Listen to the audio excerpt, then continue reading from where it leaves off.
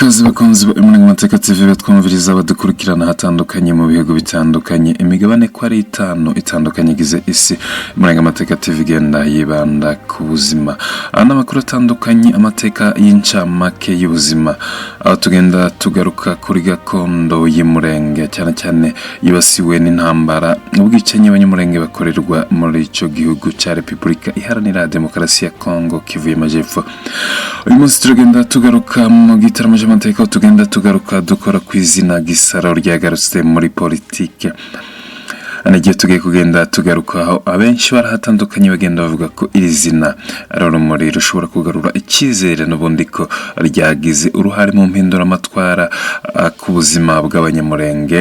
La question des terres, la question de la nationalité, la question de l'appartenance de notre pays est une question qui, bien sûr, soulève des passions.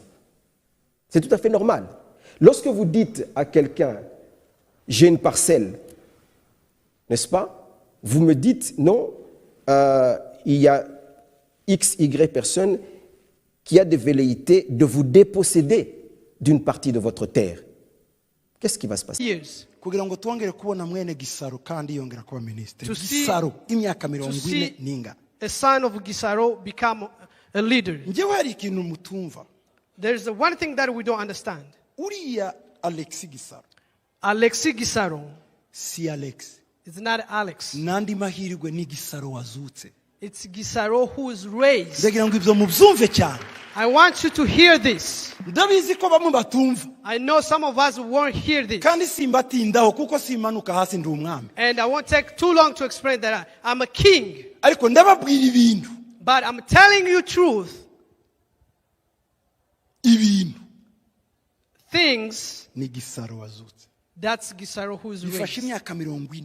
It takes 40 years. Kuko imyaka 40 ni generation. 40 years it's a generation. Ndagira ngo mubyumve. I want you to hear this. Informé que les travaux sur ce site étaient achevés et donc avant que nous puissions donner l'information au grand public et permettre que ce site soit ouvert, donc que ce saut de mouton soit ouvert, nous avons tenu à venir nous-mêmes nous en rendre compte. Et effectivement, après cette visite du site, on peut réaliser que les travaux maintenant sont terminés. Il n'y a plus que l'inauguration afin que désormais ce saut de mouton soit accessible à tous. Minisitiri Muvunyi Gisaro Alex yavutse mu kwezi kwa kane ku minsi 23 mwaka w'igihumbi kimwe magana 966 yabyawe na Gisaro Muhoza Isaac Frederick ndetse na mama we witwa Timina Nyirankema. Papa akaba yaramubanjirije agize imyaka isaga 40 yaratabarutse n'umwe uzwi mu mateka yihariye y'ubuzima bw'abanyamurenge ndetse ufite uruhare mu mpinduramatwara, ndetse abanyamurenge kugeza ubu baracirata iri zina ndetse baracaryibuka bitewe n'amateka y'ubutwari ryaharaniye. Minisitiri Muvunyi Gisaro akaba ari afite abavandimwe 6 bavukana, abakobwa 2 ndetse n'abahungu 4. Nawe akaba afite umuryango w'abana 6 biganjemo abahungu 4 ndetse n'abakobwa 2. Yavukiye muri Repubulika Iharanira Demokarasi ya Kongo Kivu y'Amajepfo muri groupement ya Remera territoire ya Uvira. Biravugwa ko ariho yabanje kwigira amashuri ye abanza, hanyuma aza kwerekeza mu mugwa mukuru w'igihugu cya Kongo Kinshasa, yakomereje kwiga kuri Institut Dimo, hanyuma aza gukomereza ahakura impamyabumenyi y'ikiciro cya mbere cya kaminuza. Yaje gukomereza amashuri ye kuri Catholic University cyangwa kaminuza ya Catholic ya Leuven, aho yakuye impamyabumenyi cyangwa diplome mu bijanye n'ubucuruzi. Minisitiri Muvunyi Alex akaba ari umuyoboke w'ishaka riri ku butegetsi rya UDPS. Yinjiye muri politike cyangwa yakandagije ikuguru kwe muri politike y'igihugu cya Kongo mu mwaka w'igihumbi kimwe magana 997 ubwo yari umujanama muri Minisiteri y'Imari kugeza mu mwaka w'igihumbi kimwe magana 996. Nk'uko byashyizwe hanze cyangwa byatangajwe n'ikinyamakuru cya Politico, Minisitiri Muvunyi Alex mu mwaka w'igihumbi kimwe magana cyenda mirongo cyenda n'umunani yabaye umujyanama muri Minisiteri y'Ubuhinzi, akaba yaramazemo igihe kitari kirekire cyane muri izo nshingano cyangwa akora uwo murimo. Kuva mu mwaka w'ibihumbi 2003 kugeza mu mwaka w'ibihumbi 2005 Minisitiri Muvunyi Alex yabaye umujyanama wa Vice Perezida. Inyuma yaho yahawe inshingano zikomeye cyane zo kuyobora ikigo cy'igihugu gishinzwe ubwikorezi cyitwa ONATRA. Mu mwaka w'ibihumbi 2002 kugeza mu mwaka w'ibihumbi 2016 Minisitiri Muvunyi Gisaro Alex yagiye ahabwa inshingano zo kuyobora ibigo by'ubucuruzi byigenga bitandukanye muri Repubulika Iharanira Demokarasi ya Kongo, ariko bikavugwa ko yagiye abibangikanya n'inshingano cyangwa n'umwuga we wa politiki, nk'uko ikinyamakuru cya Politico kandi cyagiye kibigarukaho.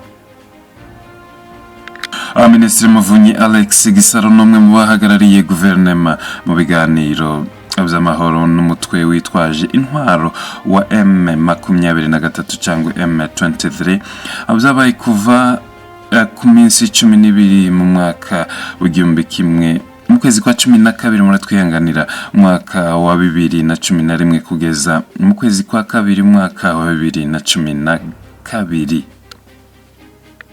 Mu kwezi kwa 11 ku mwaka wa 2017 Minisitiri Muvunyi Gisaro Alex yagarutse muri politiki cyangwa muri guverinoma agirwa umujyanama mu by'imari muri Minisiteri y'Itumanaho muri Repubulika Iharanira Demokarasi ya Kongo. Dodi kuri mikoro za Murangamateka TV niwe mukiri kumwe.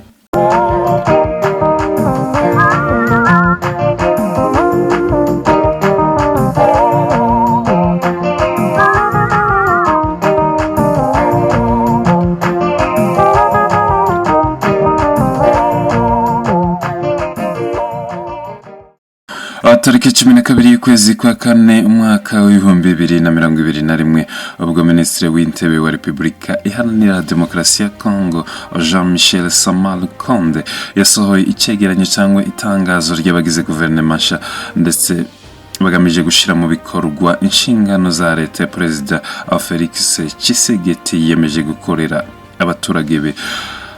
Muvunyi Alex akaba yaragizwe Minisitiri w'ibikorwa remezo ndetse n'imirimo rusange mu gihugu. Ikinyamakuru cya Politico kikaba cyaragiye kigaruka kitangaza cyangwa ibyo leta ya Kongo yagiye ishyira hanze ibyo bamuritse kuri iyo minsi 12 y'ukwezi kwa 4. Abaminisitiri cyangwa abayobozi bagize leta nshya byibuze biragaragara ko 80% ari amaraso mashasha muri politike y'igihugu cya Kongo, aho bivuga ko byibuze ubwinshi bw'abagore mu butegetsi biyongereye 27%. Leta ikaza bigizwe n'abaminisitiri 32, abaminisitiri bungirije 11. Je viens de le dire aux cadres et aux agents, j'attends d'eux véritablement un engagement important. Ils sont déjà engagés, mais je leur ai présenté de nouvelles voies pour qu'ils puissent améliorer leur travail. Essentiellement, nous pensons que nous pouvons mener des réflexions dans le cadre de la mobilisation des financements pour redynamiser la route au Congo, mais également ils doivent réfléchir sur la manière dont ils vont maîtriser les coûts.